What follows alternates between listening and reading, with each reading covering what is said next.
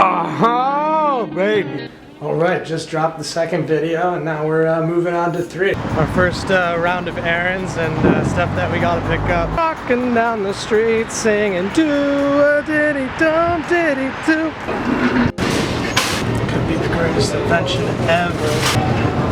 This one's gonna be tough. I'm trying to vlog at the grocery shop. Got a bin. You know, is it Target or Target? Alright, first thing on the list is cookies. Well, super quick. Monitoring in progress. Alright, just preheat the oven. All we gotta do is wait. Cookies will take about 14 to 18 minutes. We got maybe like 30 minutes on. Way shorter than the shoelaces. Bada boom!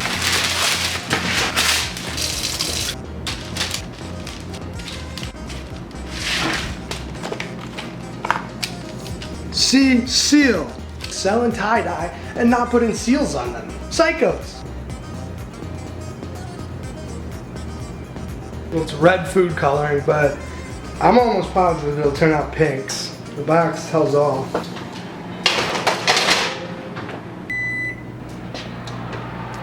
Oh, baby.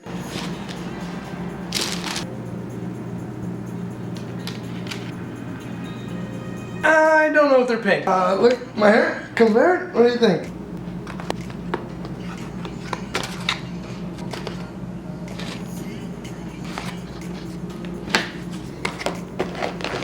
Alright, Lucifem, we're back in my studio right now. We're a little short for time. Back here to package up the cookies. I have 10 cookies. I've got the bags for them. Got 10 singles, bags for the singles. Maybe now you'll guess where the cookies are going. If not, you'll see soon enough.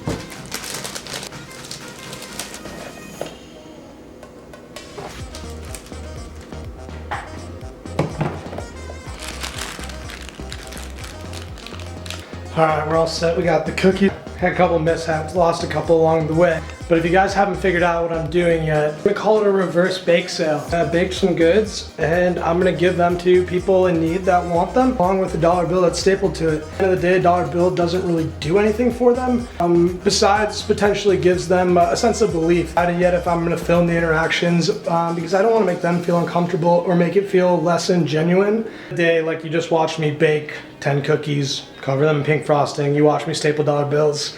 I didn't just do that for a video. So right now I'm heading towards the L. I'm just gonna take the train a little southbound and get off at a few stops. We're on our way back to the studio now. I want to show you this backdrop, pretty cool. Look at the city.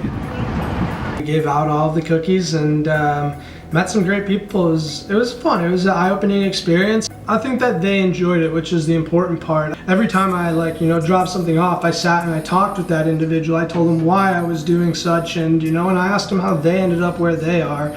It's a whole mess of things. You never know what could happen or what drives someone to the edge in a sense. One of the people were incarcerated, and when they got out of jail, they were unable to get back on their feet, which is just, it's really sad to think that, a jail system, as much as someone messes up, you don't necessarily know what they did wrong.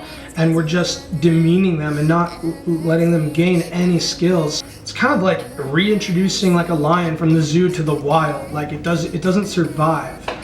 So you're just setting people up in a bad situation, which is just terrible to hear. But the hope that they show and the happiness that they still have is really great to see. Another person that we met also was a survivor of cancer like my mom. So it was cool to be able to say, hey, I'm doing this to connect with people because I want to bring positivity in October, all year, but October especially. And then I would say kind of the most surprising one was I met a guy in front of a church on Michigan Avenue, and we were just chatting, and he asked me if I was a photographer. I told him I had a sneaker business, mind blown about Instagram, and then he's like, I gotta get your number, we can cross promote. And I'm like thinking to myself, like, what do you mean get my number? Like, do you have a phone? And yeah, he had a phone. He took down my number. I got nervous, so I gave him the wrong number first. And then he was calling me, and I looked at, I was like, oh man, no, it's this. He has my number.